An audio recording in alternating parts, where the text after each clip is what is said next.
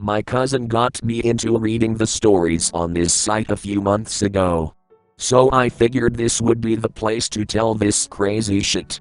I don't guess it lives up to Abandoned by Disney or some of the other really bizarre ones on here. But my story's true, so maybe that earns it some extra points. For you to completely understand the creepy level of what I'm about to write, you've got to know a little about the weird kid from the title. You probably all had somebody like him in your school. He was a year behind me and my friend, Garrett, and the kind of kid that made you want to punch him in the face just for being so strange. I felt it sometimes, and I'm not really even a violent guy. So anyway, this goofy looking, awkward son of a bitch is always by himself at school, reading something and not even trying to be normal. He'd dress out for gym but then just sit on the bleachers and mumble like a moron if Coach Brown tried to get him to participate. I only tried to talk to him one time and got the same retarded, mumbling response. All I did was ask him why he acted like such a loser, and he gets tears in his eyes and turns into a stuttering idiot. So anyway, I, like everybody else, was annoyed by the kid. Garrett, on the other hand, couldn't fucking stand him. He would always trip the little weirdo when he was walking in the hall or try to embarrass him in front of everyone. Garrett's always been a good friend, but he's not exactly known for being the nicest guy in the world. I think Garrett sort of felt like he was helping the kid though. Maybe he thought, if Dickless, that's what Garrett usually called him, realized how stupid he looked to all the other kids in school, he'd make some effort to be normal. Whatever the reason, Garrett loved torturing the kid but didn't really get violent with things until this year.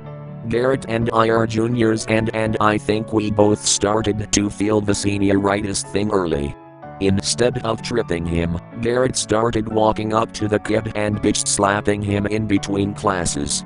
Most people laughed, but some, myself included, to be honest, thought it was a little harsh. The closet thing was funny and seemed pretty harmless, though. Before homeroom every morning, all the students had to stand outside and wait for the first bell to ring before we could go to class. A really dumb idea, by the way. So anyway, Garrett decided at some point that he couldn't stand seeing the weird kid standing outside with everyone else and starts making him stand in this little supply closet on the side of the school. It wasn't like Garrett even had to force the kid in or anything. I always assumed he was probably happier being by himself, truthfully. The closet routine happened for months, until about a week ago. Garrett goes to put the kid in his spot that morning, and this is where things took a turn onto Creepy Street. The kid didn't start walking when Garrett told him to and looked Garrett right in the eyes with this psycho glare. Garrett just starting laughing, but before anyone knows it, the kid reaches out and scratches the shit out of Garrett's face.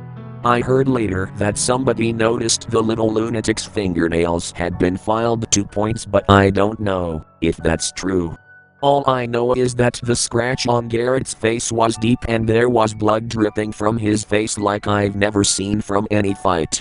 Garrett was shocked but jumped on top of the kid and started beating the hell out of him. The kid's face was probably just about as bloody as Garrett's by the time a teacher broke things up. Both Garrett and the kid were suspended, and, though everyone was surprised at what happened, we all thought that was that. Then the really crazy shit came out. Our principal started looking into what happened and, of course, some narc freshman told her about how Garrett had the kid stand in the closet every morning. When the principal looked in there, she found where the crazy son of a bitch had written all kinds of serial killer shit on the side of a bookcase. There weren't full sentences and it just said really creepy stuff like, "Skin them alive," and "Taste your blood." There was also a piece of metal from a rolling TV stand that the kid had sharpened. I guess he was a cutter, because it already had blood all over it. There's a stupid rumor going around that the kid used the knife he made to cut out his tongue, but that's just people trying to make an already weird story even weirder. Alright, that's what happened. I know it doesn't have some really dramatic ending, but I thought it met the creepy requirement to post it here. I'm more jealous of Garrett than anything. He's got the kind of parents that don't care about him being suspended, so he's basically just got his days free to play video games or drive around or whatever. I spoke to him this morning and he was planning to go to the kid's house and either apologize or give him more shit. I don't think Garrett was sure yet. Either way, I'll update this when I talk to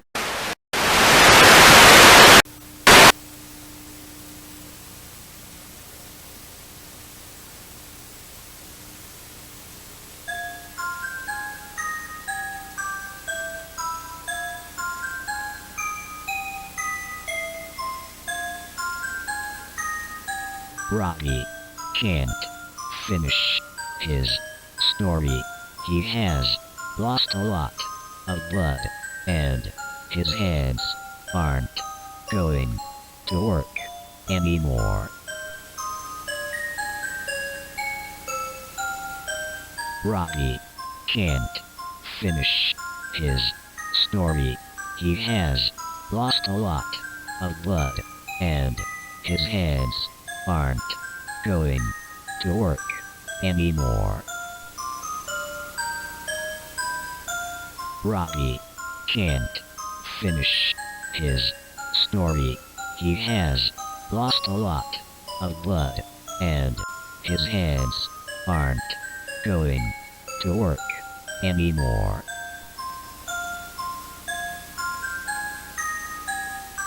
Robbie can't finish his story. He's lost a lot of blood, and his hands aren't going to work anymore.